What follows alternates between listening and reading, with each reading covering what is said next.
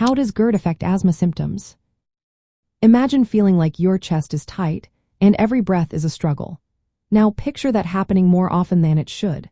Sometimes this is how acid reflux can influence asthma.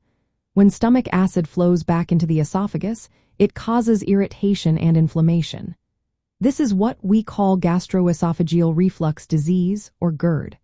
It's common for people with asthma to also have GERD, and the connection is quite interesting. GERD can make asthma worse in a couple of ways. The first is through a nerve reflex. When acid irritates the lining of the esophagus, it stimulates a nerve called the vagus nerve. This nerve connects the brain to the stomach and lungs. When it gets triggered, it can cause the airways in the lungs to tighten up and produce more mucus. This narrowing of the airways leads to wheezing, coughing, and shortness of breath, which are typical asthma symptoms. The second way GERD affects asthma is through microaspiration. Sometimes, small amounts of stomach acid can enter the airways directly. This process is called aspiration. When acid reaches the lungs, it causes inflammation and damage to lung tissue. This inflammation makes it harder to breathe and can increase the severity of asthma symptoms. The acid also triggers the releases of substances that cause the muscles around the airways to contract and produce more mucus, making breathing even more difficult. The relationship between GERD and asthma is not one-sided. GERD can worsen asthma by increasing airway sensitivity and inflammation.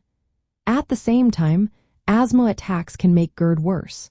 During an asthma attack, pressure changes inside the chest and abdomen can relax the lower esophageal sphincter, the muscle that normally keeps acid from refluxing into the esophagus. This relaxation allows more acid to escape into the esophagus, creating a cycle that can make both conditions harder to control. People with asthma, especially those who have trouble managing their symptoms or developed asthma later in life, are more likely to have GERD.